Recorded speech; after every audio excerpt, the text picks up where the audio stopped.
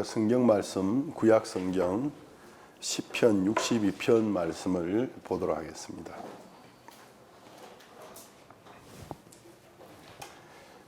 (1절부터) 제가 읽겠습니다.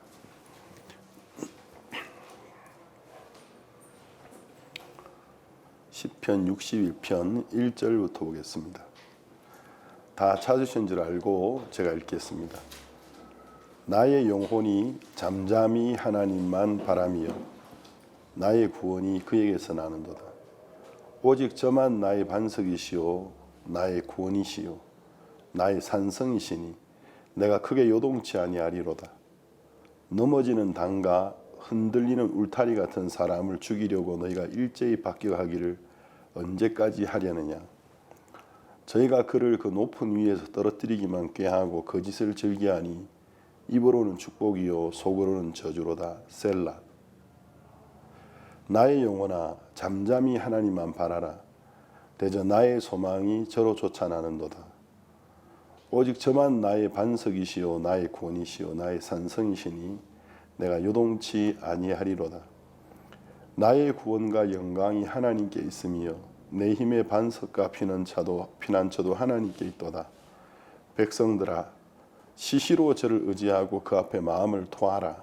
하나님은 우리의 피난처시로다. 셀라. 진실로 천한 자도 헛되고 높은 자도 거짓되니 저울에 달면 들려 익김보다 경하리로다. 포악을 의지하지 말며 탈취한 것으로 허망해지지 말며 재물이 늘어도 거기 치심치 말지어다. 하나님이 한두 번 하신 말씀을 내가 들었나니 권능은 하나님께 속하였다 하셨도다. 주의 인자함도 주께 속하였사오니 주께서 각 사람이 행한 대로 갚으심이니이다. 12절까지 읽었습니다. 이 시편에 이 셀라라는 문구가 나오는데 이 셀라라는 문구는 히브리 음악에 나오는 단어입니다. 셀라라는 것은 잠깐 멈춤 또는 강조의 뜻을 가지고 있습니다. 저는 웅변을 잘 모릅니다. 설교는 해봤어도 웅변을 배운 적도 웅변을 해본 적도 없기 때문에. 그런데 어떤 합법에 보면 어떤 사람이 말을 하다가 갑자기 말을 멈출 때가 있지 않습니까? 말을 멈추고 몇 초간 정적을 이제 유지할 때 그런 식으로 이제 어떤 대화가 연설이 마치고 난 다음에 아주 이 웅변 기술을 가지고 설득력 있게 이야기를 잘했다. 적절한 시에 잠시 쉬어주면서 또 중점을 두었다. 이런 평가하는 걸 저도 들은 적이 있는데 셀라라는 게 그런 뜻을 가지고 있어요. 여기 이제 이 시편 62편에 보면은 셀라가 두 번 나오고 있습니다. 먼저 4절에서 셀라가 나오죠. 저희가 그를 그 높은 위에서 떨어뜨리기만 꾀하고 거짓을 즐기하니 입으로는 축복이요 속으로는 저주로다. 셀라. 그러니까 이 셀라가 지금 1절에서 4절까지의 이제 문장을 쭉 이야기하고 나는 다윗이 자기 자신을 여기에서 보면은 넘어지는 담과 흔들리는 울타리 같은 사람을 죽이려고 너희가 일제히 박격하기를 언제까지 하려느냐. 자기 자신을 넘어지는 담과 흔들리는 울타리 같은 사람이라고 표현했습니다. 제가 파라과이에서 선교할 때 이제 그 선교 센터를 건물을 지었는데 그 중에 이제 일부 담벼락이 이제 우리 것이 아니고 우리 이웃 사람의 담벼락이었어요. 이제 중남미는 이제 자기 땅에 건물을 지을 때 담벼락을 하나 치고 이웃의 땅과 우리 땅을 구별하는 게 아니고 각자가 자기 땅 안에 담벼락을 세워야 되거든요. 그래서 이제 이웃이 세운 담벼락도 내가 담벼락을 안 만들어도 이웃과 우리 집의 땅의 경계를 충분히 알 수 있게 해주기 때문에 굳이 담벼락을 안 세워도 되긴 되는데 그 대신 그 담벼락에다가 미장을 한다든지 페인트 칠을 한다든지 그런 것은 그 이웃 사람의 허가 없이는 할 수 없는 겁니다. 근데 이제 우리가 이 선교센터의 한쪽이 이제 직사각형으로 긴데 한쪽 면이 이제 이웃집과 물려 있고 다른 쪽 이제 긴 직사각형의 면은 다른 이웃집인데 그 집은 이제 마당이 커요. 그렇기 때문에 이제 우리가 그 집의 담벼락을 이제 그대로 우리 담벼락으로 쓰고 우리 담벼락을 돈을 아끼려고 세우질 않았어요. 근데 그 집 담벼락은 이제 아주 잘 만들었기 때문에 괜찮았는데 반대편 이제 이웃집의 담벼락을 이제 우리가 우리 돈 아껴서 이중으로 담벼락 안 세우려고 사용하는데 그 일부 구간이 이제 담벼락을 오래전에 세웠는데 기초를 잘못하고 세워가지고 심하게 흔들거리는 거예요. 지나가다가 손으로 한번 이렇게 살짝 밀면 담벼락이 손으로 한번 탁 쳐도 흔들흔들하는 게 보여요. 그러니까 그 옆을 지나갈 때마다 이거 언젠가 비바람이 심하게 치면 이 담벼락 무너지겠다. 그러면서 이제 그 다음에 우리가 안쪽에 우리 담벼락을 별도로 그 부분만 세웠던 것 같은 기억이 납니다. 제가 이제 그때 이제 넘어지는 담, 스페인어에 보면은 데스파렛이라는 이 명사가 담이고 데스플로말이라는 것은 이제 그 한국말로 뭐라고 하죠? 추죠. 그 땅의 경계를 나누는 그 무슨 추라고 하는지 기억이 잘 안 나는데 줄이 달려서 추를 달아가지고 각도를 재지 않습니까? 이게 90도 각도로 잘 세워져 있는지.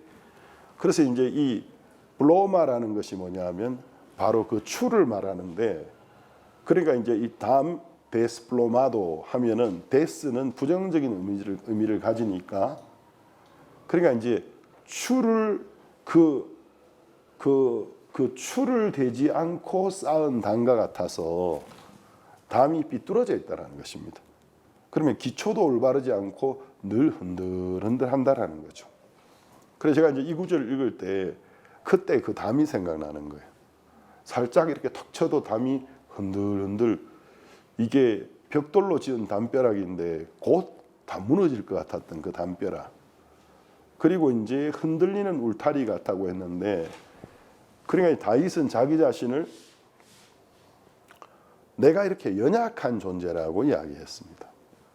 나는 이렇게 연약한데 도와주는 게 아니고 원수들이 이제 나를 쓰러뜨리려고 일제히 박격포라고 있지 않습니까? 그래서 와서 그냥 처박기를 언제까지 하려느냐. 그러면서 이제 이 악한 자들은 실제 다윗을 죽이려 했던 사람들을 말하기도 하지만 또 신앙 안에서는 영적으로는 우리를 믿음에서 무너뜨리려고 하는 악한 영적인 세력을 말하기도 하는데 저희가 그를 그 높은 위에서 떨어뜨리기만 꾀하고 거짓을 즐기하니 입으로는 축복이요 속으로는 저주로다. 그러니까 입으로는 우리를 축복해 준다라는 거죠. 입으로는 나를 위하는 것처럼 말하지만 그 중심은 내가 무너지기를 간절히 원하고 있다는 저주하고 있다는 것입니다. 근데 이 이야기를 이제 다윗이 해요 하면서 1절부터 보면 나의 영혼이 잠잠히 하나님만 바람이요 나의 구원이 그에게서 나는도다. 근데 여기 이제 2절에 보면은 여기 보면 오직이라는 단어가 나와요. 오직 그다음 저만이라는 단어가 나옵니다. 그러니까 오직 저만 어떤 삼자를 이야기하고 있는 거죠. 근데 이분은 하나님, 주님을 말하고 있는 겁니다. 오직 저만 나의 반석이시오.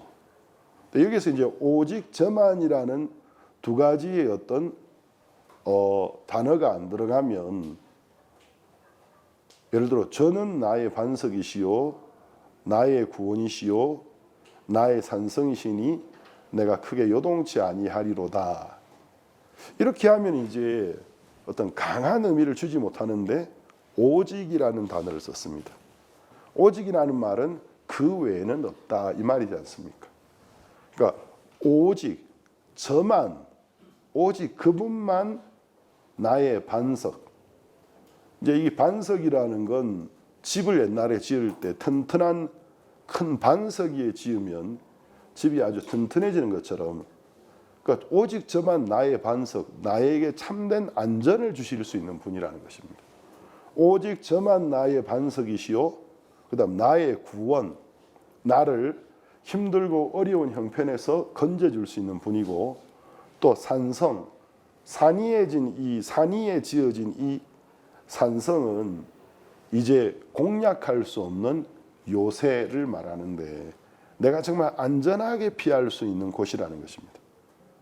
그렇기 때문에 내가 크게 요동치 아니하리로다.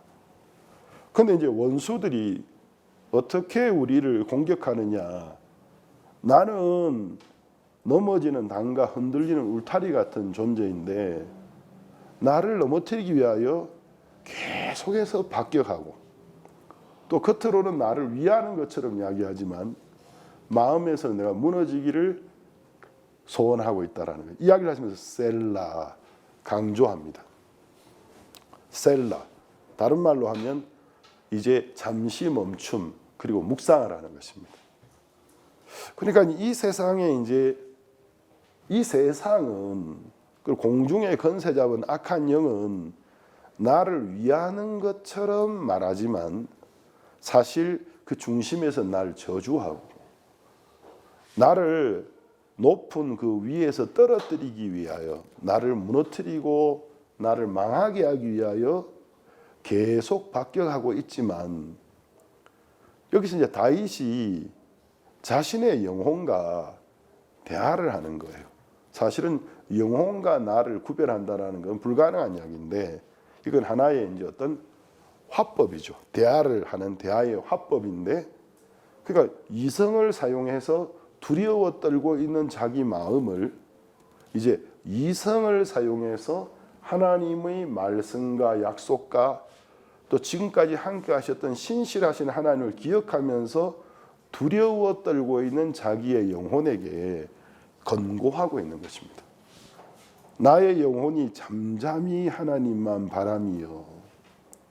왜 하나님만 바라봐야 하느냐 하면 나의 구원이 그분에게서 오기 때문이라는 것입니다. 우리 인생의 구원은 오직 하나님께로서만 올 수 있는 것입니다. 우리 이제 때때로 나를 구원해 줄 수 있는 사람이 하나님 외에도 또 있는 것처럼 생각할 때가 있어요. 그래서 어떤 방법이나 묘안을 찾을 때가 있습니다. 어제 토요일 날, 우리가 토요일 날 아침에는 멕시코 현지 시간으로 새벽 6시 반에 전 세계를 대상으로 한 주간의 전 세계 선교회와 한국 국내에 있던 소식을 전하는, 그리고 또 박 목사님의 짧은 메시지, 또 세계의 각곳의 선교사님 초대해서 전화 인터뷰 같은 것을 방송하는 토요 스페셜이라는 프로그램이 있습니다. 옛날에는 토요 영상교제라고 했죠. 보통 1시간 정도 해요. 어떨 때는 인터뷰가 좀 길어지면 1시간 좀 넘기도 한데, 그게 마치면 10분쯤 휴식하고 우리 중미 지역에 흩어져 있는 선교사님들이 그 인터넷 플랫폼 중에 하나인, 우리가 팬데믹 기간에 유명해졌죠. 줌이라는 그 인터넷 플랫폼으로 화상 채팅을 할 수 있게 하는데, 그걸 통해서 이제 중미 곳곳에 일하는 기쁜 소식 선교 지부 선교사님들이 모여서 지난 한 주간 동안 하나님이 각 지부나 또 개인의 마음속에 일하셨던 것들을 간증하고, 또 기도 부탁할 것이 있으면 그런 것도 이야기하고 소식도 같이 나누고, 그런 시간을 좀 가지다가 시간이 좀 지나면 이제 제가 물론 안 그럴 때도 있지만 보통 일반적으로 말씀을 좀 나눕니다. 선교사님들과 함께 나누고 싶은 말씀을 나누고, 마지막으로는 공지, 강고사항 같은 거 함께 공유하고 기도하고 마칩니다. 그런데 어떤 선교사님이 어제 이제 목사님 하면서 우리 교회에 형제님들이 그렇게 많지는 않지만 좀 있는데, 대체적으로 형제님들이, 작년 형제님들이 경제적으로 굉장히 어렵습니다. 그래서 목사님의 그 사역 속에 보면 지금까지 파라과이에서나 페루에서나 멕시코에서도 가난했던 어떤 형제님들, 또 가난하다고 하기는 그렇지만 별로 경제적으로 가진 것이 없었던 분들이 목사님과 신앙 상담을 이렇게 하고 난 다음에 굉장히 크게 성장해서 경제적으로도 부유해지고, 그래서 교회 안에서 직분도 얻게 되고 선교회를 섬기고 힘있게 일하는 이런 경우들을 봤는데, 제가 우리 교회에 있는 이 형제님들을 어떻게 교제해 주면 좋을지 알고 싶어서 목사님께 여쭙습니다. 이렇게 상담을 했어요. 그러면 이제 어떤 묘한 굿 아이디어, 이런 것들을 이제 우리가 보통 물어볼 때가 있어요. 저도 이제 신앙 상담을 저도 많이 신청해서 받아보기도 했고, 또 신앙 상담을 같이 많이 하고 있는 편인데, 대체적으로 이제 형제자매들 마음 속에서 방법론을 좋아하는 마음이 있더라고요. 어떤 가정에, 또 개인의 삶에, 또 대인관계 속에 어려움이 있을 때 어떤 방법을, 기가 막힌, 기가 찬 방법을 배워서 거기에서 빨리 벗어나고 싶어하는 이런 마음이 대체적으로 다 있으시더라고요. 국적이나 인종과 상관없이. 근데 이제 우리가 성경을 통해서 이렇게 배울 수 있는 것들, 또 저도 제가 구원받고 난 뒤 교회 안에 신앙생활을 하면서 저도 처음에 그런 방법을 배우고 싶을 때가 있었습니다. 제가 이제 학교에서 열정적으로 복음을 굉장히 많이 전했기 때문에 복음을 좀 잘 전하고 싶더라고요. 그래서 우리 교회 안에 제가 보기에 당시에 저보다 나이가 훨씬 많은 형님이시고 복음도 잘 전하는 분들이 몇 분 계셔가지고 복음 전도법을 배우고 싶었어요. 그래서 한 번은 아무개 형제님, 그 형제님은 우리 기쁜 소식 선교의 신학교인 구 한국복음 선교학교도 16기인가로 입학하셨던 분이고 중간에 이제 물론 졸업하지는 못하고 퇴학을 맞고 돌아와 계셨는데, 또 그분은 이제 계속 복음을 위해서 살고 싶은 마음이 있어서 교회에 하루 종일 있으면서 이제 그때는 뭐 이렇게 지금 같은 이런 책상 말고 밥상이죠. 밥상을 이제 책상처럼 펴놓고 한쪽에 앉으셔서 성경도 많이 보시고 기도도 많이 하시고 전도하러 다니는 분이었어요. 근데 이분이 전도해가지고 구원받은 청년들이 교회 안에 꽤 많았었거든요. 저도 이 형제님에게 말씀 교제를 참 많이 받고 힘을 많이 얻었기 때문에, 그 형제님이 이제 성이 전 씨였는데 한 번은 제가 전 형제님 저 복음 전도하는 법 좀 배우고 싶습니다. 그러니까 형제님이 이제 성경을 보고 계시다가 저를 이렇게 물끄러미 보시더니, 그 형제님이 목소리가 좀 굵고 말을 천천히 하는 편인데 저한테 뭐 때문에 복음 전하는 법을 배우고 싶지 물어보더라고요. 제가 아니 복음을 잘 전하고 싶었어요. 그러니까 뭐 때문에 복음을 잘 전하고 싶지 이렇게 물어보는 거예요. 그러니까 제가 순간 좀 당황이 되고 할 말이 별로 없어요. 그냥 복음 전도법을 가르쳐 주든지, 그날 시간이 없으면 다음에 시간 내서 가르쳐 주겠다 하면 되는데, 이제 반문을 하니까 저한테 뭐 때문에 복음 잘 전하려고 하지 하니까 뭐라고 말해야 될지 잘 모르겠더라고요. 그래서 이제 우물쭈물하고 있으니까 내가 복음 잘 전하는 법 가르쳐 줄까? 그래서 제가 이제 반색을 하면서 예 하니까, 그러면 복음을 많이 전하라고. 복음을 많이 전하면 복음을 잘 전하게 되는 거야. 김이 팍 빠졌습니다.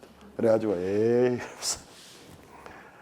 그거 말고 아니 그거 말고 복음 좀 전하는 법 좀 가르쳐 주시지. 복음을 많이 전하면 복음을 잘 전하게 돼. 복음을 많이 전해. 그날 이제 그게 좀 실망스러운 대답이었어요. 제가 원하는 답은 아니었습니다. 근데 이제 시간이 많이 지나고 나서 보니까 그게 답이었더라고요. 결국은 물론 복음을 잘 전하는 분을 통해서 어떻게 주제별로 설명하는지를 배우는 것도 필요하겠지만 설령 그런 걸 듣는다고 해서 그게 실제 내가 다양한 사람들을 길거리나 공원이나 학교나 직장에서 만나서 유효적절하게 잘 전해지는 건 아니더라고요. 실생활에 이게 잘 접목이 안 되더라는 거죠. 결국은 이제 복음은 전해보면서 복음 전하는 법이 좋아지고 또 복음을 전하면서 하나님의 성령이 어떤 지혜를 주시고 생각 못했던 구절들도 생각나게 하시면서 하다 보니까 내가 오늘 이 말씀 전하기 전에 이 구절을 찾아서 이야기할 생각 안 했는데 이 구절을 설명할 때 이런 예화를 들려고 내가 생각 안 했는데 너무 유효적절하고 너무 이 구절이 이해되도록 할 수 있는 좋은 예화인 것 같아. 이런 것들이 복음을 전할 때 성령님이 이제 일을 하시면서 그런 어떤 복음 전하는 법을 가르쳐 주시더라는 거죠. 그러면서 이제 점점 이제 복음을 처음과 비교해 볼 때 훨씬 잘 전하게 되더라는 것입니다. 또 제가 이제 설교도 어떤 분들이 설교를 잘한다고 말하는 게 좀 뭐 어감이 이상하긴 하지만 설교를 참 은혜롭게 잘하는 분들이 어떤 분인가 하면 그분들이 말씀할 때 자세히 들어보면 딴 게 아니고 언변의 힘으로 설교를 잘할 수는 없어요.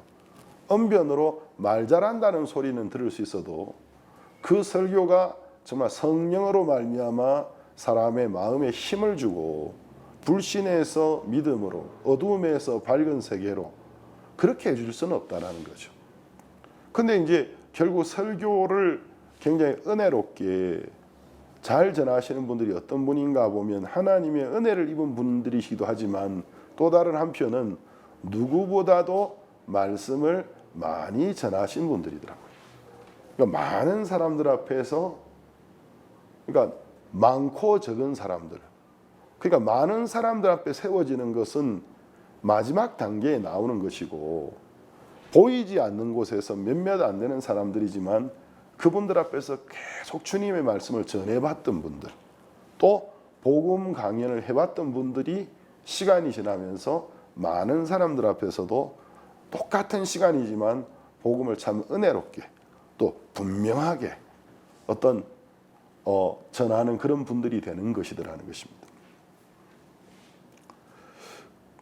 마치 그와 같이 제가 복음 전도법을 배우고 싶었던 것처럼 신앙생활을 하면서 그럴 때가 굉장히 많더라고요.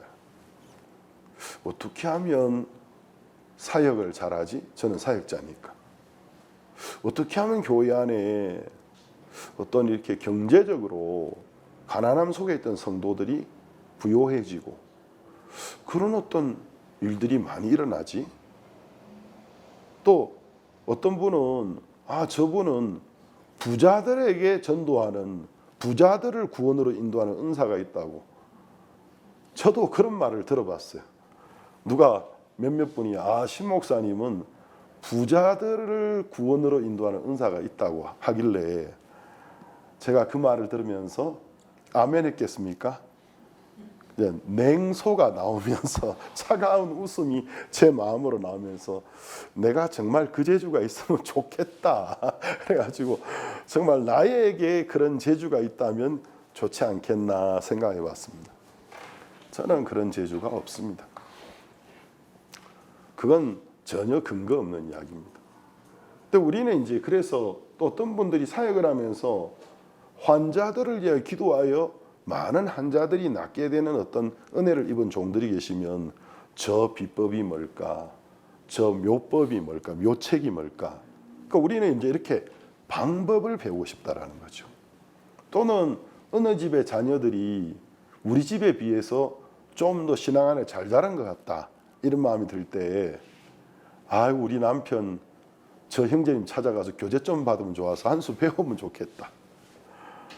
자매님들은 꼭 이렇게 생각해요.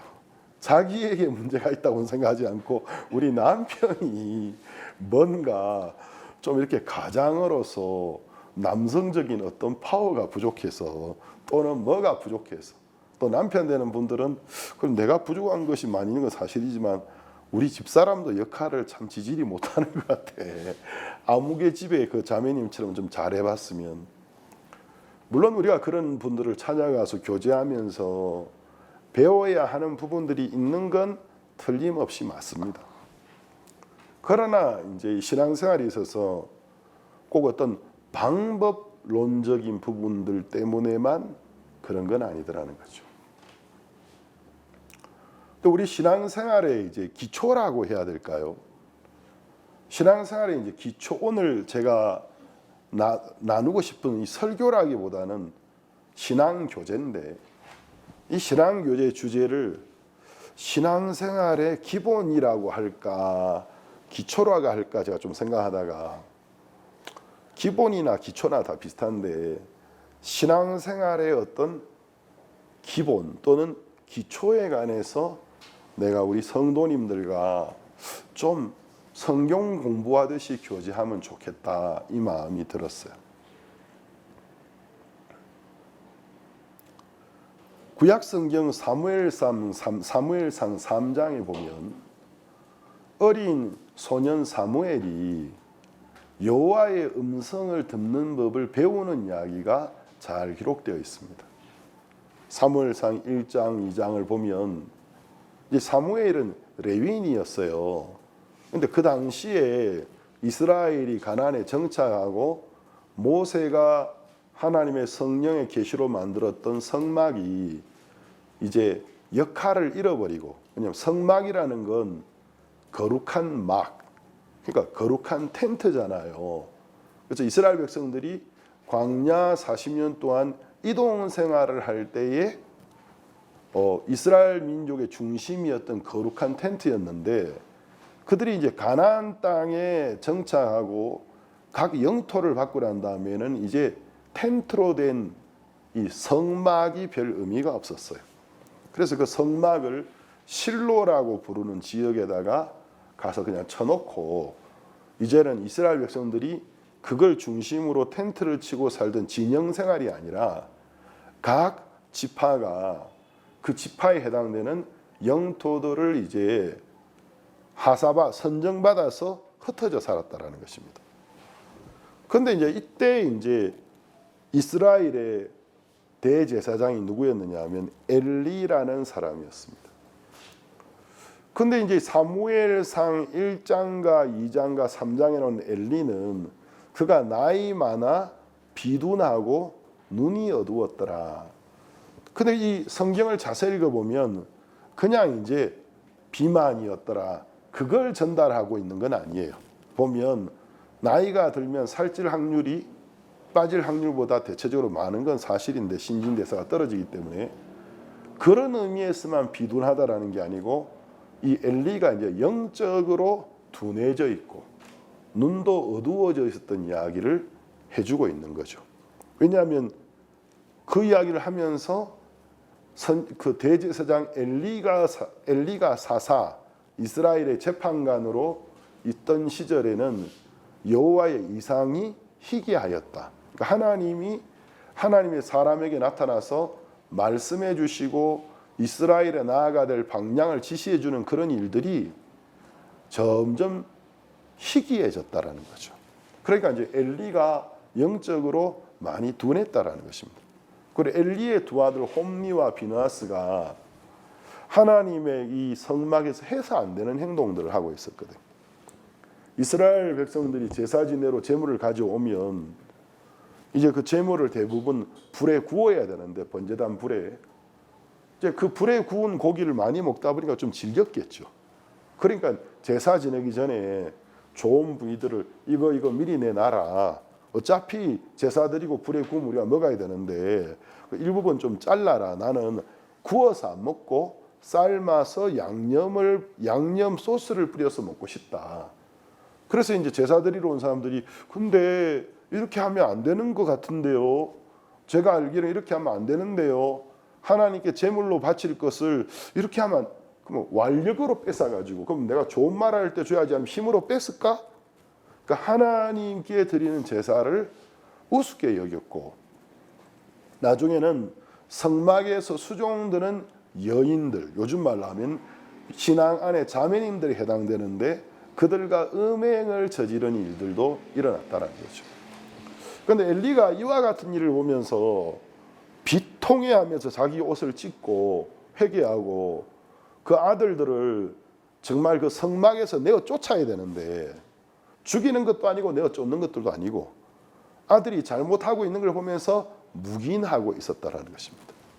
그러니까 엘리는 이제 하나님보다도 자기 혈육을 더욱 사랑하는 사람이 되어졌고 그럴 때에 이제 한나라는 아기를 못 놓는 여자가 엘가나라는 남편하고 살았는데 하나님께 서원 기도를 드려서 사무엘이라는 아기를 놓게 되는 거예요. 그래서 아기를 낳으면 사람이 아기는 기적처럼 하나님 주신 선물인데 사무엘은 하나님께 구했다 이 말이거든요. 히브리에서 엘은 하나님인데 하나님께 구했다 이 말이에요. 그래서 하나님께 기도해서 받은 응답이니까 이 아이는 내가 당신께 드리겠습니다. 그래가지고 사무엘이 젖을 뗐을 때 실로에 데려와서 대제사장 엘리에게 이제 평생 제자로 조수 겸 제자로 데리고 있으면서 가르쳐 달라고 맡겨주고 떠났어요. 그 제가 이제 이스라엘 백성들이 아이들이 몇 살 때쯤 젖을 뗐을까 알고 싶어서 인터넷에 좀 찾아봤어요. 유대주의에 의하면 유대인들의 고대 전통에 의하면 몇 살 때쯤에 젖을 뗍니까 하고 물어보니까 약 3살 때쯤에 젖을 뗐다라는 거죠. 요즘 기준으로 말하면 좀 늦은 나이지 않습니까? 근데 옛날에는 우리나라도 그랬습니다.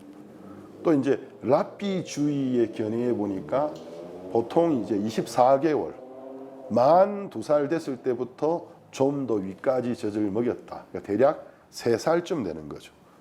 그러니까 사무엘이 만 3살쯤 되었을 때 요즘 한국 나이로 하면은 약 4살쯤 되는 아이였을 때 어린 사무엘을 데리고 와서 이제 하나님께 드렸어요. 그리고 이제 매해 이제 이 어머니 한나와 아버지 엘가나가 성막에 하나님께 제사 드리러 올 때마다 매해 키가 크니까 이제 세마포로 만든 에봇 제사장의 의복인데 세마포로 만든 걸 매해 가서 이제 새 옷을 입혔다고 되어 있습니다. 그래서 어린 사무엘이 자라가더라 이 구절이 계속 나와요. 그러다가 이제 3장에 보면 아직 성소의 등불이 꺼지기 전에 성소 안에 있는 황금 등대의 이 등불은 해질 때 저녁 6시부터 해가 뜰 때까지 아침 6시까지 항상 켜져 있어야 돼요. 그러니까 성막 안에는 어두움이 있을 수 없어요.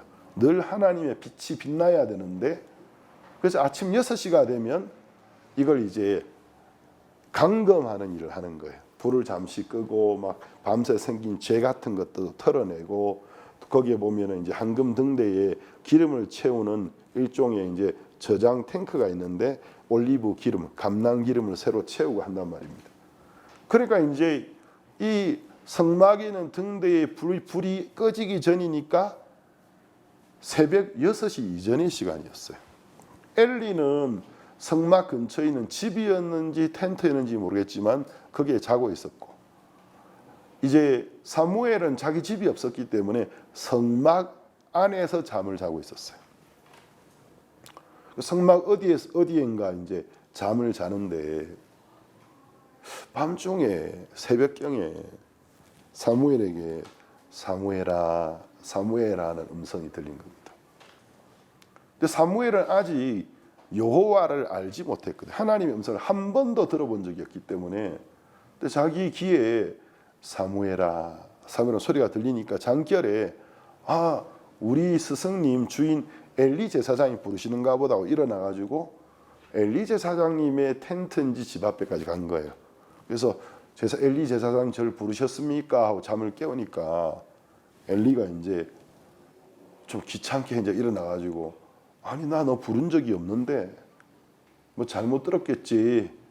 가서 다시 누워 자라. 좀 이른 새벽이니까 좀 더 자라. 근데 좀 있다가 이제 사무엘이 누워 자는데 잠이 들락말락 하는데 또 사무엘에게 사무엘아, 사무엘 음성이 들린 거예요. 아, 분명히 엘리 제사장이 부르는 게 맞아. 두 번째 또 쫓아갔습니다. 엘리가 이제 너 무슨 일이냐? 왜 새벽부터 오늘따라 사람을 이렇게 귀찮게 구냐? 잠 좀 자자. 그러면서 나 너 부른 적 없으니까 가서 다시 자. 세 번째 그 일이 또 일어난 겁니다.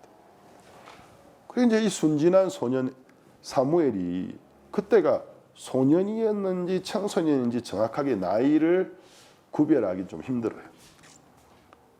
그 사무엘이 세 번째 왔을 때 엘리가 아무리 영적으로 둔해져 있고 눈이 어두워져도 그도 한때는 여호와의 음성을 들었던 사람이거든요. 세 번째 그 일이 일어났을 때 엘리가 하나님이 사무엘을 부르고 계시구나. 사무엘과 이야기하기를 원하시는 거예요. 감각이 비로소 온 거예요. 그래서 야 사무엘아, 가서 다시 누워 자라. 한 번 더 음성이 들리면 내가 시키는 대라. 주의 정이 여기 있사오니 말씀하시옵소서 종이 행하겠나이다. 이렇게 대답해라. 그래서 엘리가 비록 영적으로는 둔해져 있고 눈이 어두워진 종이었지만, 그렇지만 이제 이 사무엘에게 여호와의 음성을 듣는 법을 지도해 준 거예요. 왜냐하면 자기도 한때 그런 적이 있기 때문에. 그래서 이제 사무엘이 또 누워 있는데 사무엘아, 사무엘아는 음성이 들렸습니다. 사무엘이 제사장 엘리에게 배웠던 것처럼 주의 종이 여기 있사옵나이다 말씀하옵소서, 하시는 대로 하겠나이다니까 하나님이 처음으로 이제 사무엘과 대화를 시작하는 이야기가 나와요. 그걸 시작으로 해서 사무엘이 이제 이스라엘의 마지막 사사, 마지막 재판장, 대제사장이며 재판장으로서 이제 그 다음에는 왕정 시대로 넘어가니까 약 400여 년 동안의 사사, 재판관, 판관 시대의 마지막 이제 대제사장이며 판관으로서 이제 부상하기 시작하는 것입니다. 근데 이 이야기는 구약 시대에 일어난 일이기 때문에, 근데 히브리서 10장 1절에 보면 히브리서 1장 1절부터 3절에 보면 옛적에 여러 모양으로 우리 조상에게 말씀하셨던 하나님께서 이 마지막 날에 아들로 말미암아 우리에게 말씀하셨느니라 되어 있어요. 그래서 그 아들이 능력의 말씀으로 죄를 정결케 하는 일을 하시고 하나님의 영광의 보좌 우편에 앉으셨다고 되어 있습니다. 그럼 거기에 보면은 시대를 정리해 주는 거예요. 하나님의 아들 예수 그리스도가 이 세상에 오기 전에는, 옛적에는 하나님이 우리 조상들에게 여러 모양으로 말씀하신, 그 여러 모양이라는 게 천사와 또 이상과 꿈을 통해서 말씀하셨다는 거죠. 그러나 이 마지막 날에는 이제 구약 시대가 끝나고 새로운 약속이 이제 이루어지는 신약 시대에 들었으면서 하나님의 아들 예수 그리스도께서 이 세상에 오셨을 때 이제는 더 이상 옛날같이 이상이나 꿈이나 천사를 통해 말씀하지 않으시고 그의 아들로 말미암아 친히 우리에게 말씀하셨다는 것이죠. 그래서 예수님이 이 세상에 계실 때 얼마나 많은 비유를 드셨고 하나님의 나라를 이해할 수 있도록 인간들이 이해할 비유를 들어서 계속해서 말씀해 주셨고 또 죄 사함의 복음을 증거해 주셨지 않습니까? 근데 이제 그래서 이제 성경을 자세히 읽어보면 성경이라는 시대가 이렇게 있다라는 걸 알 수 있는 거예요. 그러니까 하나님의 아들 예수 그리스도께서 오시기 전 시대, 그 구약의 시대, 옛적이라고 되는 구약의 시대에는 하나님이 하나님과 사람 사이 유일한 중보자이신 예수 그리스도를 통해 말씀하신 것이 아니라 여러 모양으로 천사들이나 또 이상이나 꿈을 통해서 인간들과 대화하셨다는 거죠. 그러면은 선지자 사무엘, 대제사장 사무엘의 시대는 바로 그 시대였기 때문에 하나님이 그가 이제 이상 중에 이제 막 이렇게 잠이 들 때 이상 중에 하나님께서 사무엘아 사무엘아 부르셨다는 거죠. 예수님이 3년 동안 제자들과 함께 있을 때 하나님은 예수 그리스도께서 육체를 입고 우리 가운데 계셨기 때문에 그래서 이제 골로새서에 보면은 그 안에는 하나님의 모든 신령한 것들이 육체로서 거하시느니라 되어 있거든요. 그러니까 이제 예수님은 하나님이 육체로서 우리 가운데 거하시고 계셨기 때문에 그 제자들에게 예수님의 음성을 통해서 말씀하셨단 말입니다. 그래서 제자들은 예수님이 직접 그들에게 하시는 이야기를 들으면서 하나님의 음성을 들었습니다.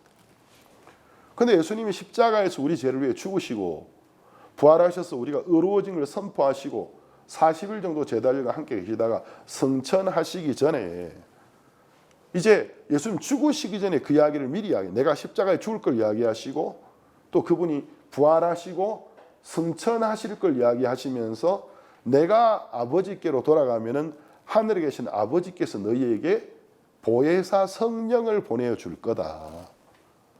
그러면 그 성령이 항상 너희와 함께 있으면서 너희를 지도해 줄 거라고 말씀하셨습니다.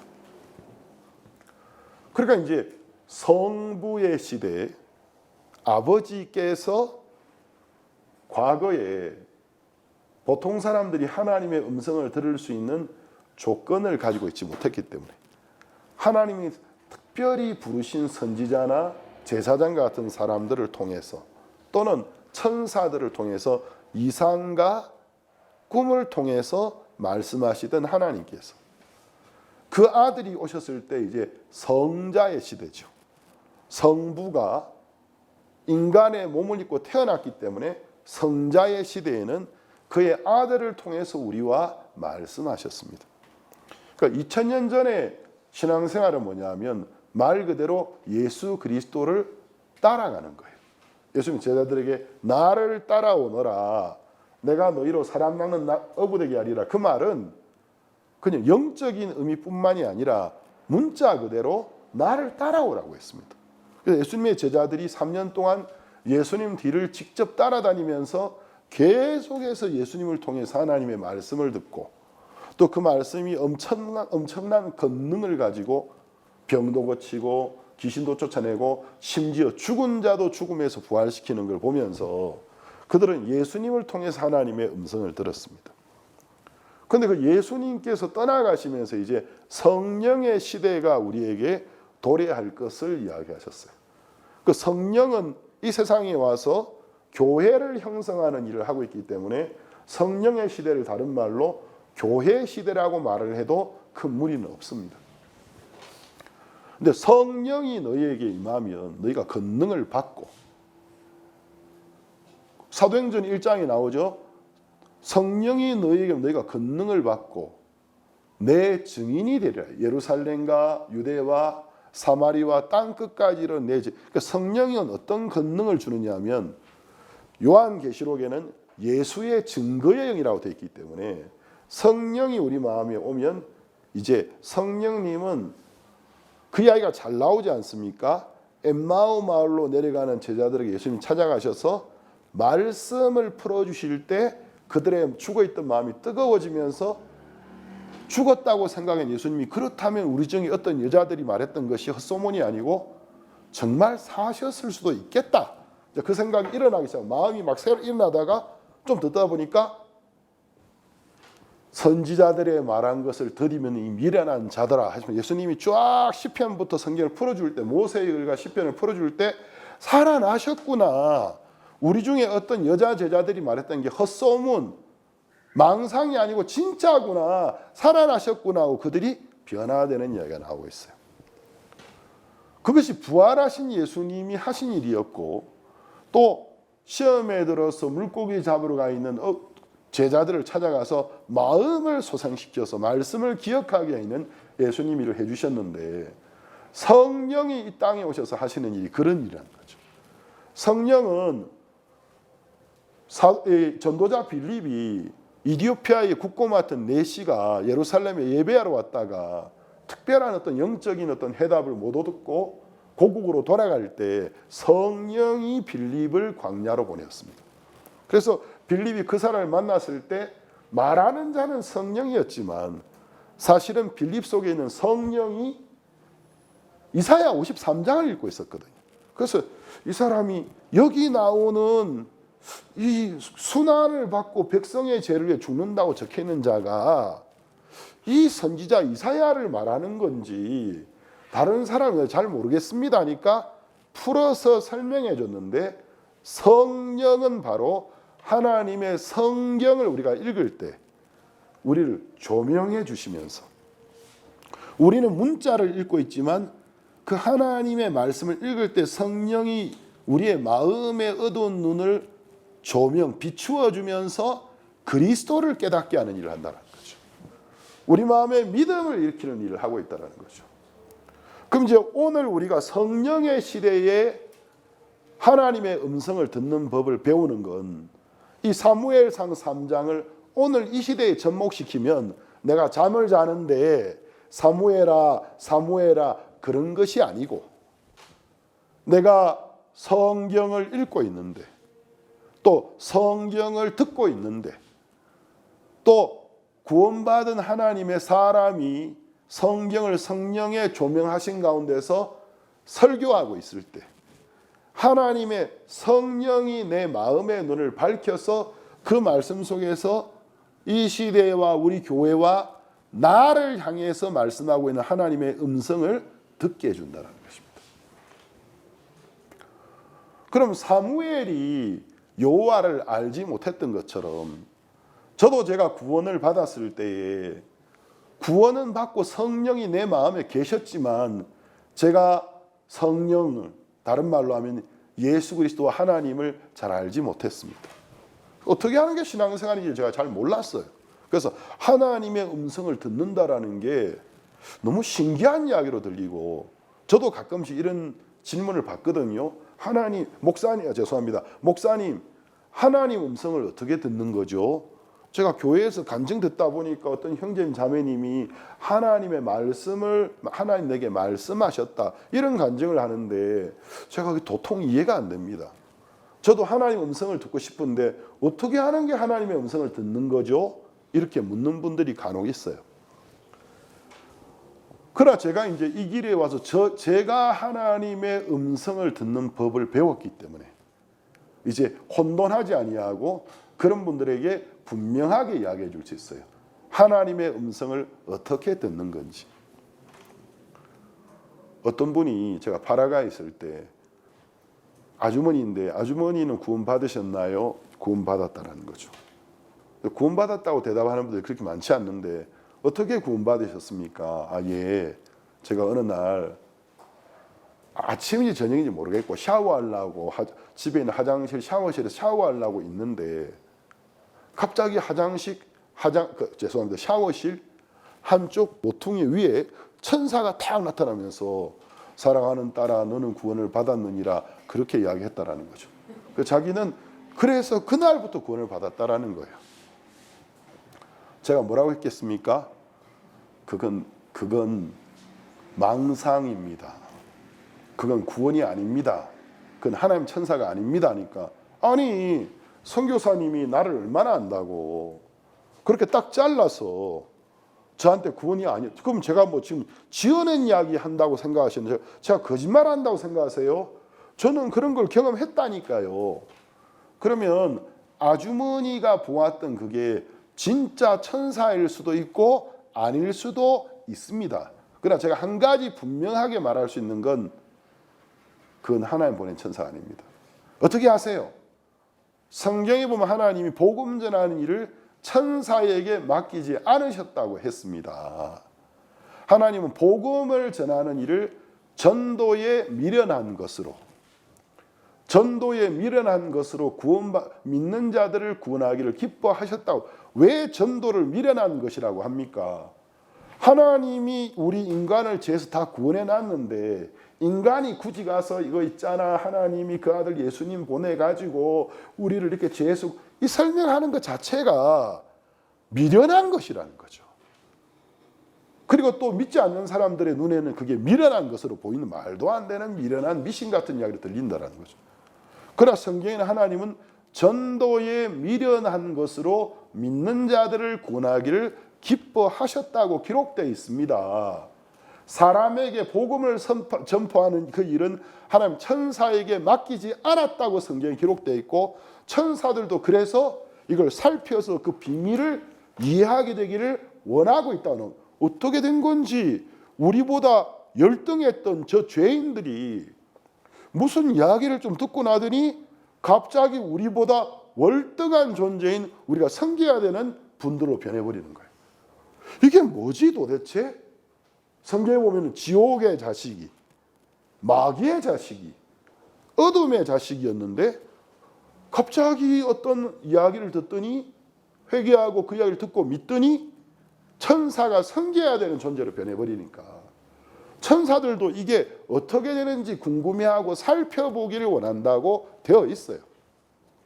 사도행전 10장에 보면은 가이샤라는 곳에 로마인 100명의 군병을 거느린 백부장 고넬료가 구원받는 기록이 나옵니다. 근데 고넬료는 이방인이었지만 경건한 사람이었고, 또 유대인들이 믿는 하나님을 믿는 사람이었고, 그 식민지인들을 멸시하지 않고 또 그들을 구제하고 기도하는 사람이었다고 나옵니다. 하나님이 그 기도를 들으셨는데 한 번은 이제 이상 중에 천사가 나타나서 고넬료에게, 고넬료야, 여기에서 얼마의 거리를 가면 욥바라는 항구 도시가 있다. 거기에 가죽을 다루는 일을 해서 파는 사람, 피장이 시몬이라는 사람이 살고 있는데 그 사람 집에 유대인 베드로라는 사람이 유숙 중이다. 그 사람을 초대해서 이야기를 하게 해라. 그 사람이 네가 무엇을 해야 구원을 받게 될지를 이야기해 줄 거라. 그렇게 기록되어 있습니다. 만약에 아주머니 말씀처럼 천사가 인간에게 복음을 전할 수 있고, 지금도 천사가 인간과 이야기하면서 하나님의 뜻을 깨닫게 하는 거라면 그 천사가 굳이 고넬료에게 베드로를 데려오라고 말할 이유가 어디에 있습니까? 직접 복음을 전해주면 되지. 그럼 사도행전 10장에도 보면 하나님 천사에게, 인간에게 복음을 전파하고 천사가 더 이상 인간과 이렇게 커뮤니케이션을 하면서 하나님의 뜻을 알게 하는 시대가 아니라는 걸 정확하게 알 수 있습니다. 지금은 하나님의 성령을 받은 복음 전도자가, 하나님의 성령을 받은 분명히 구원받은 그리스도인을 만나서 그가 전하는 그 전도에 미련한 것을 듣고 믿을 때 구원을 받는 겁니다. 그러므로 아주머니에게 어떤 천사가 너는 구원받았느니라, 그건 하나님으로부터 천사가 아닙니다 하니까 두 말도 못하더라고요. 오늘날 많은 사람들이 교회를 다닌다고 하면서도 지금도 무슨 천사가 자기에게 나타나서 말해주기를 바라고 있는 사람 의외로 많습니다. 그리고 천사가 나타나 자기에게 말했다고 떠들고 다니는 사람들 굉장히 많습니다.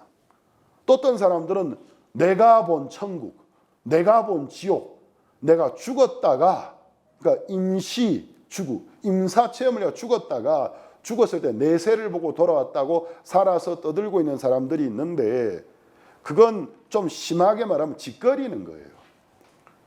왜? 답이 누가복음 16장에 나옵니다. 예수님이 거지와 부자 나사로의 이야기를 예를 들어 설명하실 때 그분은 거짓말을 못 하세요. 그러면 죽은 부자가 마지막에 그 음부, 죽은 자들이 심판을 기다리는 곳, 또 예수님 안에 구원을 받은 사람이 죽어서 심판을 기다리는 곳도 음부에 있는 그 낙원이라고 불러요. 그러면서 이제 그 음부의 불빛 가운데서 살아있을 때 자기 집 문 앞에서 구걸하던 그 나사로, 죽고 난 다음에도 나사로가 자기보다 열등한 사람인 줄 알고 아브라함의 품에 쉬고 있는 나사를 보면서 저 나사로를 내게 보내어서 내가 너무 지금 목이 마르고 뜨거운데 내 혓바닥에 물 한 방울 적시게 해주십시오. 그러니까 그 부자는 그때도 나사로가 자기보다도 열등한 존재라고 생각하고 있었어요. 그런데 아브라함이 말하기를 얘야 너는 땅에 있을 때에 호화롭게 살지 않았느냐. 나사로는 신앙을 가지고 고난을 받았기 때문에 위로를 받는 게 마땅하다. 그 다음 하는 말이 여기에서 거기로 갈 수가 없다. 여기에서 거기로 갈 수 없다 하니까 부자가 절망하면서 그러면 아직도 저 세상에는 거기서 저 세상은 우리가 말하는 세상을 말고 왜 자기가 저 세상에 가 있으니까 아직도 세상에는 하나를 모르는 내 형제가 아마 5명인가 있는데 그들에게 나사로를 보내어서 이런 곳이 있다고 이야기하게 해 주십시오. 그래서 그들이 이런 곳에 오지 않게 해 주십시오 하니까 예수님이 비유석에 뭐라고 했죠? 그럴 수 없다고 이야기했습니다. 죽은 자가 그들에게 갈 수도 없고 설령 가서 이야기한들 그들이 믿지 않는다. 그들에게는 모세와 선지자들이 있느니라고 했습니다. 그럼 모세와 선지자는 구약 성경의 대표적인 두 가지 내용이지 않습니까? 다른 말로 하면 그들에게는 하나님의 말씀을 증거해 주는 전도자들이 있기 때문에 그 성경을 이야기해 주는 전도자들의 이야기를 들어야 되는 거지. 그리고 구원받아야 되는 거지. 죽었다가 다시 그곳에 가서 증거할 수도 없고 그렇게 한들 구원받는 게 아니다. 그러면 이 말씀과 정면으로 이제 부딪히는 반대되는 이야기가 아닙니까? 그러면 내가 본 천국, 내가 본 지옥 그 이야기 한 목사 및 일반인들 맞는데 한국인부터 외국인까지 그 사람들이 성경에 기반하지 않고 있다는 걸 우리는 금방 알 수 있습니다. 우리 그 이야기 딱 들을 때 저건 사탄의 역사다. 저것은 악한 영의 역사거나 아니면 저 사람이 책한 건 잘 만들어서 돈 벌려고 작정하고 거짓말하는 거다. 둘 중에 하나입니다. 그럼 이제 우리 오늘날 하나님의 음성은 어떻게 됐습니까? 하나님이 우리에게 주신 성경 이야기를 베드로도 이야기했어요. 베드로는 나는 주께서 영광스럽게 변하는 것을 실제로 본 자다. 왜? 변화산에서 예수님이 마지막 날에 어떻게 되시는지 변화된 걸 베드로가 보았잖아요. 그 이야기를 쭉 하다가 그러나 이보다도 더 넣은 우리에게는 확실한 예언이 있다. 새벽별과 같은 확실한 예언이 있다. 그럼 베드로가 말하고 있는 자기가 변화산에서 예수님이 변화된 걸 실제로 보았던 개인적인 체험을 이야기하다가 그렇기 때문에 부활은 거짓말이 아니다. 영생이 있고 부활이 있는 거다 하다가 그러나 이보다도 더 나은 확실한 계시 이 말씀이 있다고 이야기했습니다. 이것은 새벽별처럼 확실한 거라는 거죠. 그럼 우리가 그 말씀을 읽으면 저는 베드로가 변화산 위에서 예수님의 변화된 모습을 본 것을 경험해 보지 못했습니다. 그러나 베드로는 하나님 성령에 감동돼서 말하기를 나는 이와 같은 경험을 했지만 이보다 더 나은 확실한 그 예언의 말씀, 계시, 성경이 너에게 있다고 이야기했습니다. 성경에 심판이 있고 부활이 있다고 적혔기 때문에 분명히 그것이 있다고 이야기하고 있는 것입니다. 그럼 우리가 오늘날 하나님의 음성은 어떻게 됐습니까? 어린 사무엘처럼 성경을 조용히 읽을 때 이제 성경을 읽는 법이 여러 가지가 있는데 천차만별인데 편식하는 것처럼 성경을 내 마음에 드는 것만 골라 내가 읽기 편하는 것만 골라가지고 시편은 읽기가 참 편해. 보니까 이게 좀 감동적이네.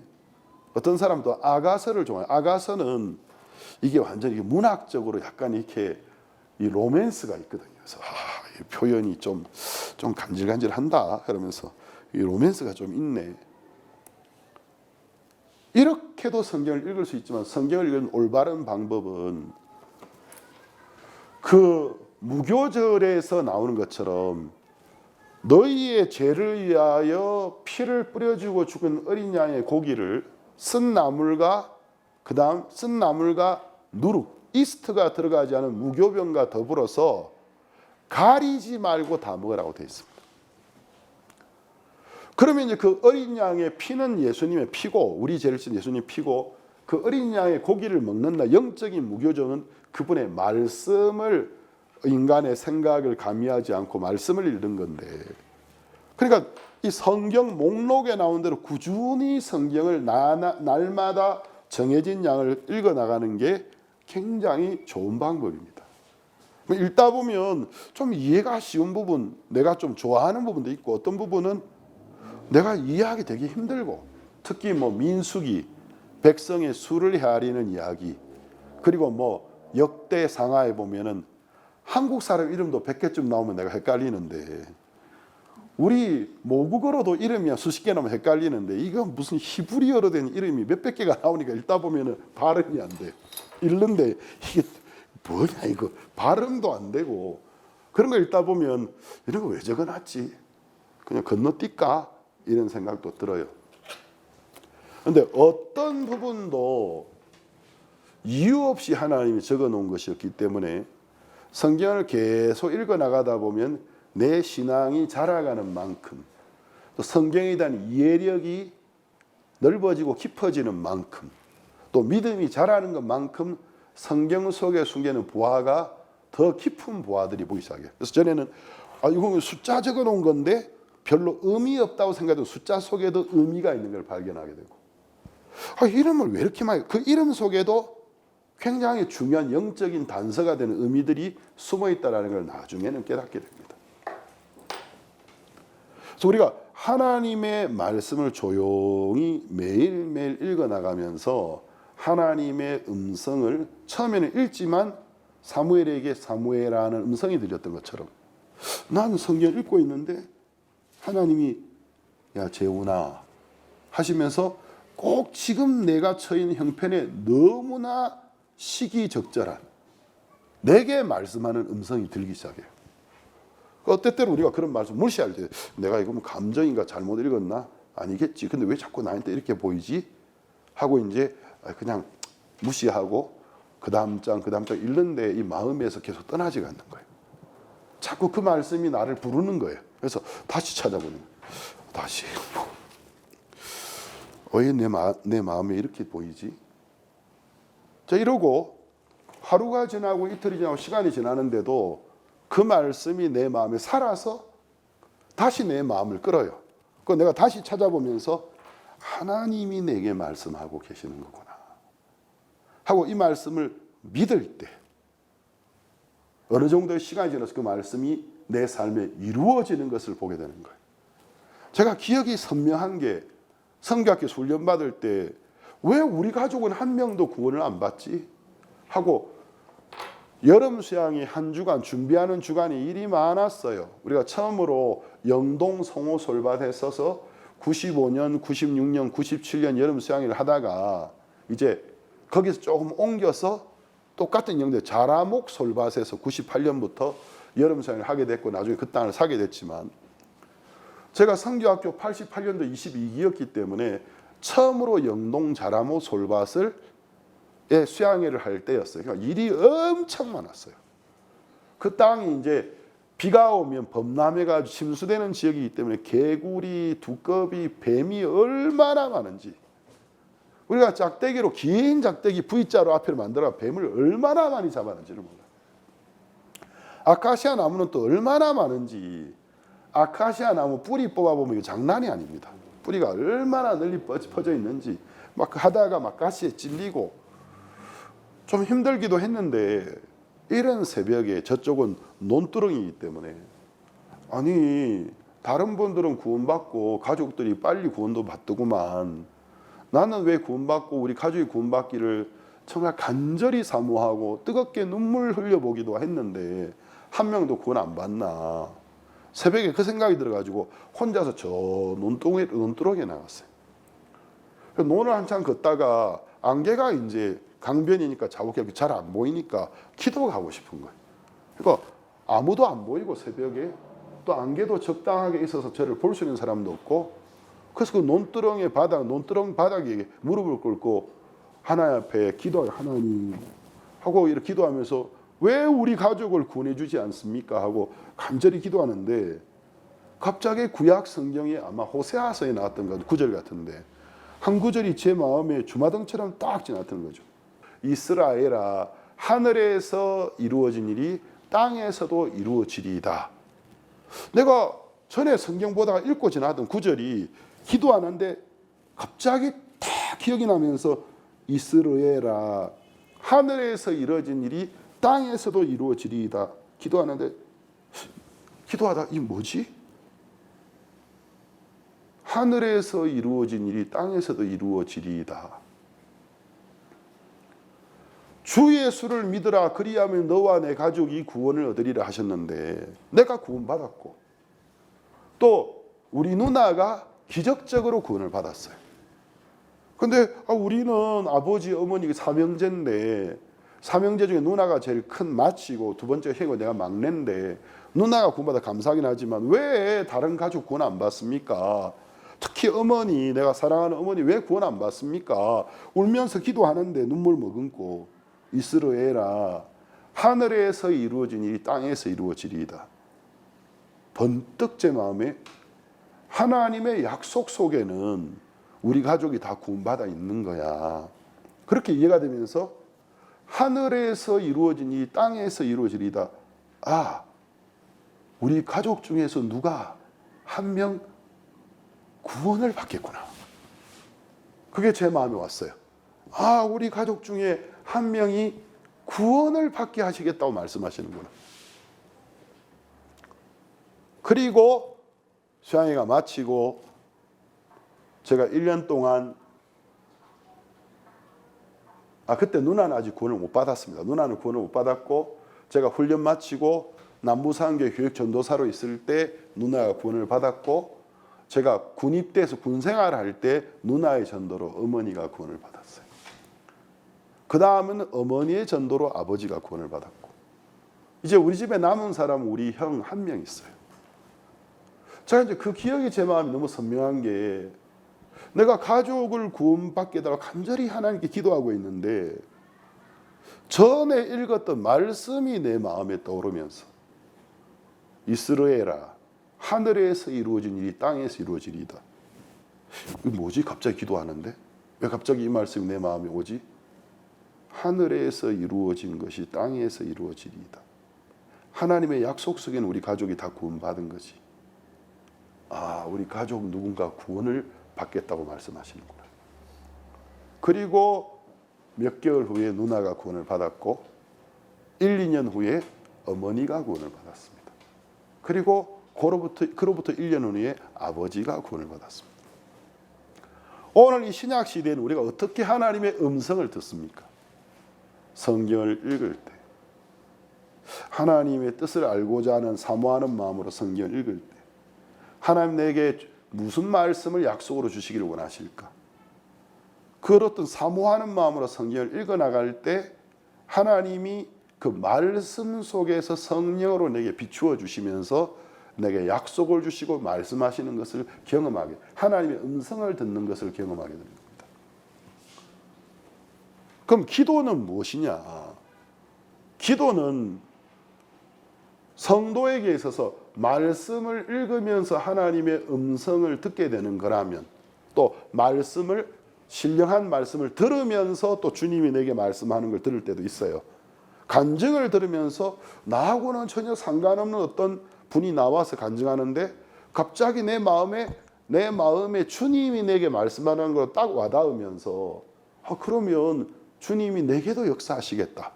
그리고 그 말씀이 어김없이 이루어지는 걸 우리가 보게 되는 겁니다. 그럼 우리가 놀라고 하나님께 영광을 돌리게 되는 거죠. 그래서 우리는 성경을 읽고 듣고 나누는 그 속에서 성령이 우리 영혼에 말씀하시는 것을 경험하게 되는 겁니다. 그래서 성경을 읽는 것을 내 속사람의 양식을 섭취하는 것이라고 말한다면, 기도는 내 안에 지어진 새 사람, 이 새 사람이 하나님 앞에서 호흡하는 것과 같아요.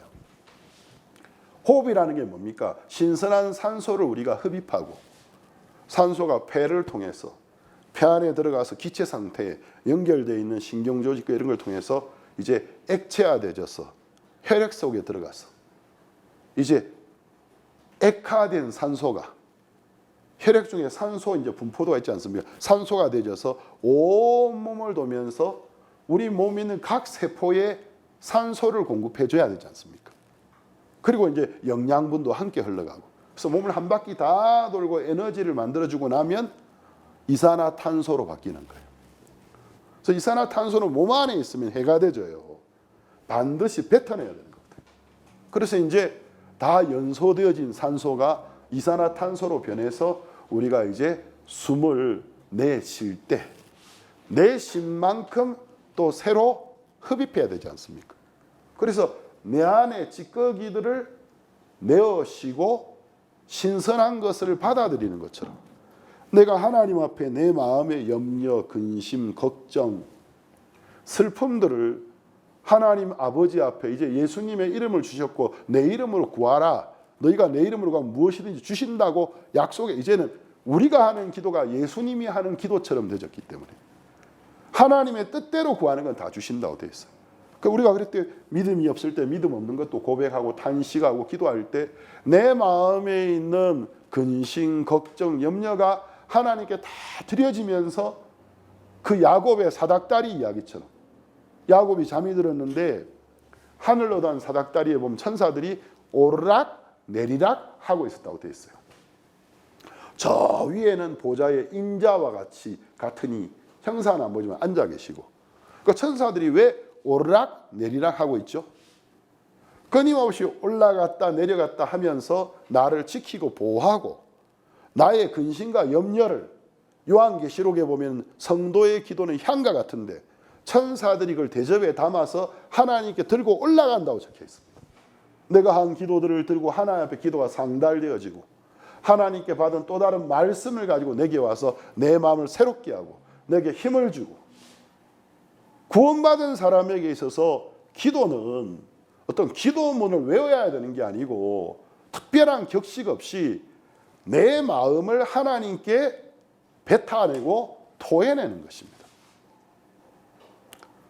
여기 시편에 보면 나오지 않습니까? 다윗의 시편에 두 번째 셀라가 나오는데 자, 아까 우리가 첫 번째 셀라 4절까지 읽었으니까 5절부터 보겠습니다. 나의 영혼아 잠잠히 하나님만 바라라. 대저 나의 소망이 저로 쫓아나는도다. 자, 여기 다윗이 자기 영혼과 대화를 해요. 그만 떨어라. 야, 그만 떨어라. 그만 걱정해. 그만 두려워해라.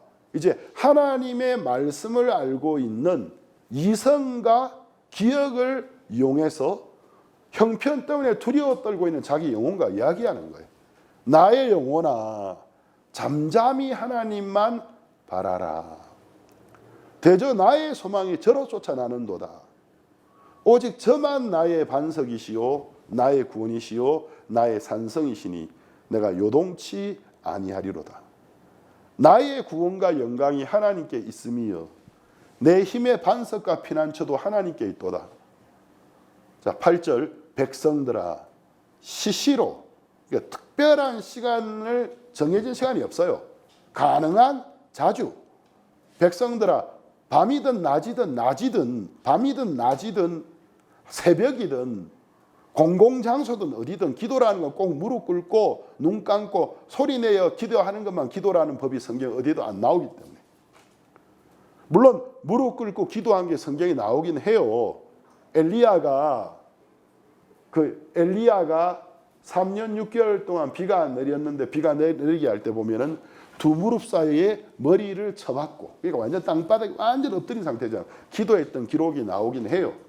그래서 무릎을 꿇는다라는 건 내가 항복하는 거니까 무릎을 꿇을 때는 내 온 몸을 다해 온 마음을 다해서 기도할 때 이와 같은 자세가 나오지만 꼭 그와 같은 자세가 아닐지라도 버스 안에 흔들리는 버스 안에서도 눈 감고 기도할 수 있고 심지어는 화장실에서도 기도할 수 있습니다. 샤워하면서 눈 뜨고 못 하잖아요. 물이 쏟아지니까 막 머리에 거품 내고 씻으면서도 기도를 할 수 있는 거예요. 그러니까 내 백성아, 물론 이제 그 가운데서 좀 이렇게 행동을 품행을 단정하게 하고 기도하는 게 가장 이상적이긴 하겠지만 하나님 앞에, 그러니까 여기에 보면은 여기 뭐라고 돼? 백성들아 시시로 저를 의지하고, 그 앞에 뭘 어떻게 하라고 돼 있죠? 마음을 토하라. 하나님 우리의 피난 셀라, 강조입니다. 일시 멈춤이고 이 내용을 묵상하라는 거죠. 하나님만이 우리의 참된 반석이고 구원이기 때문에 왜 네가 두려워 떠느냐.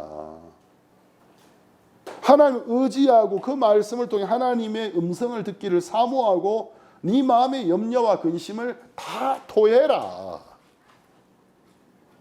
하나님 우리의 피난처시다. 셀라. 그러면서 너를 쉬게 해주시고 네 마음의 두려움을 내어 쫓아주시고 두려워 떨고 네 마음을 안정시켜 주시고 그 다음 말씀해 주신다는 거죠.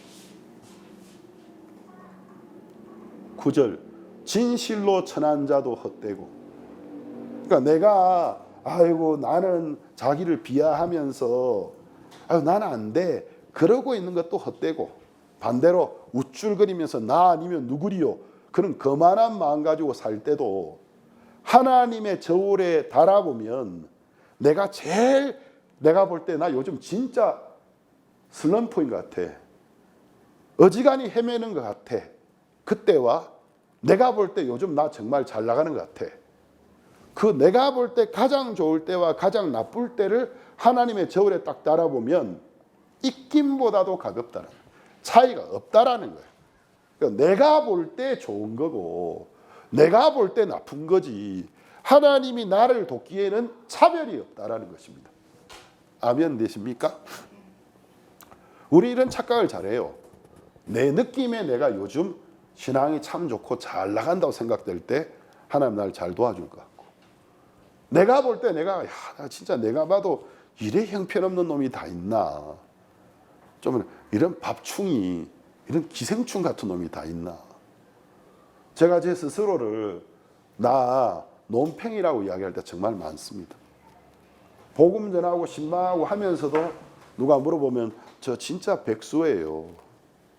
저 진짜 논팽이에요. 왜? 제가 저를 보니까 성실한 하나님의 종이라는 말이 안 튀어나오고 그건 하나님의 은혜고, 제가 저를 보니까 진짜 제가 백수건달 논팽이 같은 생각 들 때가 참 많은 거예요. 내가 볼 때 내가 정말 아이고 해도 이해가 되겠나. 그럴 때와 내가 볼 때 나 요즘 참 괜찮은 것 같아. 진실로 천한 자도 헛되고 높은 자도 거짓되니 저울에 달면 들려 입김보다 경하리로다. 하나님은 그거 내가 볼 때는 의미 없다. 네가 네 신앙생활에 네가 볼 때 컨디션 가장 좋을 때와 컨디션 가장 난조일 때 네가 볼 때 좋고 나쁜 게 있지 내가 볼 때는 그 차이가 입김도 안 된다. 포학을 의지하지 말며 탈취한 것으로 허망해지지 말며 재물이 늘어도 거기 치심치 말지어다. 설령 어떤 일이 잘 되고 해도 거기 마음 두지 말으라는 거예요. 왜? 그거는 또 나의 조건과 없이 왔던 것처럼 반대로 내가 뭘 잘하고 못하는 것 상관없이 떠나갈 수도 있는 거라는 거죠. 11절 하나님이 한두 번 하신 말씀을 내가 들었나니 권능은 하나님께 속하였다 하셨도다. 여러분 선교사님들 토요 인터뷰할 때 보면 어떨 때 보면은 야 저런 선교사님은 어쩌면 일을 저래 잘하냐 그런 분들이 있어요. 저 선교사님은 항상 승승장구하는 것 같아. 항상 업이 되고 있는 것 같아. 저 선교사님은 다운이 뭔지를 모르는 것 같아. 이런 느낌 주는 분들이 있어요. 근데 하나님이 뭐라 하셨냐면 냉소하시면서 한 번 내기에 두 번 말씀하시면서 권능은 내게 속한 것이다. 그건 그 사람의 실력이 아니야. 지금 큰 소리 뻥뻥 치고 엄청 믿음 있는 것처럼 말을 해도 그 마음이 높아지고 나하고 멀어지면 하루아침에 땅바닥에 곤두박질을 하는 거다. 헤매는 거야. 반대로 네가 아무리 답답하고 네가 아무리 부족해도 네가 정말 나를 의지하고 나를 찾고 내게 기도한다면 내가 너의 참된 구원이고 피난처이기 때문에 내가 너를 이기게 하고 부하게 할 수 있는 거야. 그렇게 말씀하신다라는 것입니다. 아무도 아멘 안 하시네. 복 안 받으실라는가? 그래서 다시 한번 할까요? 내가 아무리 부족하고 아무리 못나도 내가 하나님을 정말 의지하고 찾고 기도하면 하나님이 어느 순간에 나를 부하고 강하게 하실 수 있는 겁니다. 아멘. 아멘. 할렐루야. 예, 그렇습니다. 주여 인자함도 주께 속하였사오니 주께서 각 사람이 행한 대로 갚으심이니이다.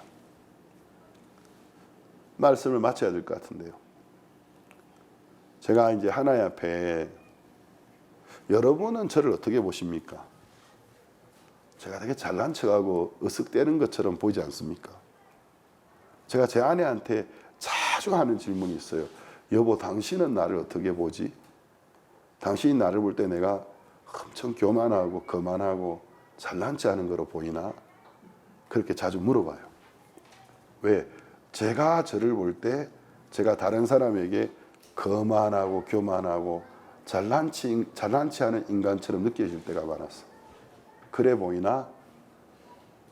제 아내라서 그런지 몰라도 나는 그래 생각 안 하는데 당신 그렇게 안 사는 것 같은데, 이야기를 소천한 제 전의 아내도 똑같이 제게 이야기했어요. 근데 제가 지금도 습관이에요. 물어봅니다. 내가 다른 사람들에게 너무 거만하고 교만한 인간으로 보이는 거 아닌가? 지금 내가 으쓱대고 있는 거 아닌가? 자꾸 제 자신을 쳐다보게 되고 또 이제 마음을 낮추고 제 나름대로 근신해보고 하는 겁니다. 근데 하나님이 정말 제 마음속에 내가 너무나 약하고 내가 너무나 부족한 자인 것을 구원받았을 때부터 많이 보여주셨어요. 여러분은 잘 안 믿으실지도 모르겠지만 전 자신감이 정말 별로 없어요. 제가 하는 모든 일에 자신감이 잘 안 생겨요. 그래서 하나님께 물어보고 또 물어보고 물어보고 또 물어보고 성경 펴가지고 또 읽어보고 내 마음에 하나님이 진행해라 말씀하실 때까지 좀 그런 편입니다. 제가 정말 처음 구원받고 너무 부족하고 제가 너무 약하게 느껴졌어요. 그래서 무엇을 배우게 됐느냐 하면 일요일 날 이제 오후 예배, 오전 예배 마치고 부서별 모임 마치고 식사하고 설거지 하고, 외부인 학생들이 설거지 하니까 설거지하고 시간 좀 남으니까 이제 강할리가 가까이서 강할리 방파제에 가서 사람들한테 전도 좀 하고 돌아오면 저녁 식사 제공은 없었기 때문에 저녁 예배 전까지 잠깐 1시간 정도 휴식 시간이 있어요. 청소하기 전까지. 그럼 이제 교회에 있는 청년 학생들이 방석 하나씩 들고 이제 성경 본다고 방석에 앉아가지고 성경 보기도 하고 기도하다가 좀 잠도 들기도 하고 쉬기도 하고 그렇게 시간을 보내다가 이제 저녁 예배 가까워오면 우리 청소합시다 하면 일어나가 이제 다 청소하고 예배 준비하고 예배를 드렸단 말입니다. 저는 이제 그 시간에 처음에는 용기가 없어서 못했지만 언제부턴가는 아무도 안 가는 곳이 강대상 뒤더라고요. 그래서 강대상 뒤에 가서 방석을 하나 깔아놓고 엎드려 기도하는 게 습관이 되었어요. 진짜 제가 하나님 앞에 탄식하면서 기도 많이 했습니다. 하나님, 저를 불쌍히 여겨주십시오. 하나님, 저에게 은혜를 베풀어 주십시오. 특별히 기도할 수 있는 내용이 생각이 안 나가지고 하나님, 저를 불쌍히 여겨주세요. 저에게 은혜를 베풀어 주세요. 가족을 위해서 기도하고 제 자신을 위해 기도하고 그러면서 성경을 펴서 하나님 나에게 혹시 그 말씀으로 내게 뭘 말씀하실까 기대하면서 성경을 읽는 시간들을, 그게 나중에 제 삶의 신앙의 기초가 되어졌습니다. 신학교 나와서 교육 전도사였을 때, 군생활할 때, 대구에서 결혼하고 사역할 때, 파라과이아 페루에 선교할 때, 그 하나님 앞에 엎드려서 기도하면서 내 마음을 다 토해내고 말씀을 펴고 하나님의 말씀을 기대하면서 하나님이 내게 오셔서 그 말씀을 통해 내게 말씀하시고 약속해 주시고 내 마음의 근심을 제하시고 힘을 주시고 담력을 주시고 약속을 주신 걸 믿고 일어났을 때 하나님 내게 행하신 일들이 너무나 많았습니다. 지금도, 지금까지 제가 이 길을 걸어왔던 것이 나로 말미암았다, 나의 실력이었다, 결코 말할 수 없습니다. 오히려 반대입니다. 내가 할 수 없었기 때문에 하나님 앞에 엎드려서, 오늘 뭐 송영재님도 간증하시고 했는데, 또 한솔 이제 집사죠. 송영재님도 집사님이더라고요. 제가 보면 한국의 집사님을 제가 기억을 못했습니다. 송 집사님, 또 이 집사님, 이 말하면 좀 부담스럽다 그런 분 계시겠지만, 제가 간증을 들으니까 직장에서 나름대로 어려움이 있는 거예요. 왜 그걸 들고 하나님께 나아가지 않습니까? 왜 그것을 하나님께 토하지 않습니까? 하나님 나에게 말씀하시기를 기대하면서 성경을 펴고 읽지 않습니까?